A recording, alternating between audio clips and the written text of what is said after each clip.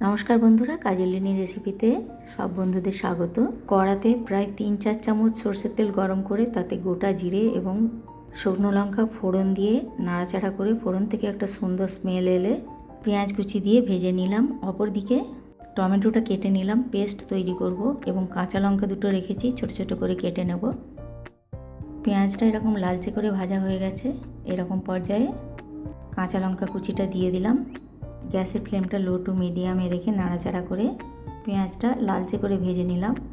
পেঁয়াজটা বেশ লালচে করে ভাজা হয়ে গেছে। এরকম পর্যায়ে টমেটো পেস্টটা করা হয়ে গেছে। টমেটো পেস্টটা রান্নাতে দিয়ে দিলাম।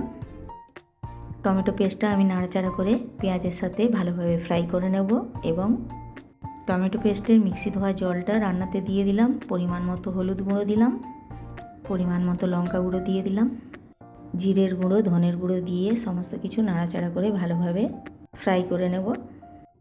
গ্যাসের ফ্লেমটা লো টু মিডিয়ামে রেখে সমস্ত মশলাটা এইভাবে কষিয়ে নিতে হবে। দিয়ে দিলাম পরিমাণ মতো চানা মশলা। নমস্কার বন্ধুরা, আজকের পর্বে তৈরি করছি কাবলি চানার মশলাদার একটি রেসিপি। এই জন্য কাবলি চানাটা সেদ্ধ করে রেখেছি। ওই কষিয়ে নেওয়া মশলার মধ্যে পরিমাণ মতো লবণ দিয়ে দিলাম। কাবলি চানা সেদ্ধ করার সময় পরিমাণ মতো লবণ দেওয়া হয়েছিল, এই জন্য লবণটা খুব বেশি দিলাম না। দিয়ে দিলাম ফেটানো টক দই। গ্যাসের ফ্লেমটা লো টু মিডিয়ামে রেখে টক দইটা পুরো মশলার সাথে মিশিয়ে নেব। এখানে টক দইটা বড় কাপের প্রায় হাফ কাপ পরিমাণ টক দই নিয়েছি। 1.5 চামচ পরিমাণ চিনি দিয়ে দিলাম। এই চিনি দেওয়ার ফলে দইয়ের সাথে একটা ব্যালেন্স তৈরি হয়ে যাবে এবং রান্নার কালারটাও ভালো হবে। দেখুন পুরো মশলাটা ভালোভাবে কষানো হয়ে গেছে। এরকম পর্যায়ে সেদ্ধ করে রাখা কাবলি চানাটা দিয়ে দিলাম। গ্যাসের ফ্লেম লো টু মিডিয়ামে রেখে কাবলি চানা সহ পুরো মশলাটা ভালোভাবে আবারও কষাতে থাকবো। আমরা রুটি, লুচি, নান সমস্ত কিছুর সাথে এই মশলাদার কাবলি চানা পরিবেশন করে নিতে পারি।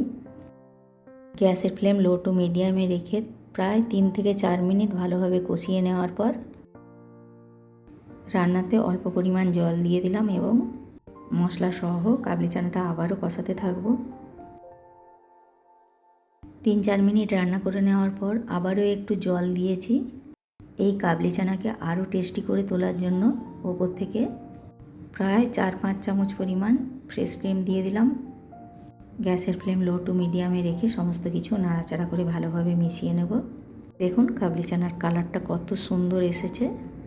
এই ফ্রেশ ক্রিম দেওয়ার ফলে কাবলি চানার টেস্টটাও খুব সুন্দর হবে এবং কালারটাও খুব সুন্দর আসবে।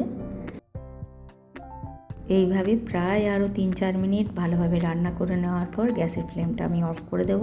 গ্যাসের ফ্লেমটা অফ করেই সঙ্গে সঙ্গে ওপর থেকে গরম মশলা ছড়িয়ে দিলাম এবং কাবলি চানার রেসিপি আমার ফুল কমপ্লিট হয়ে গেল।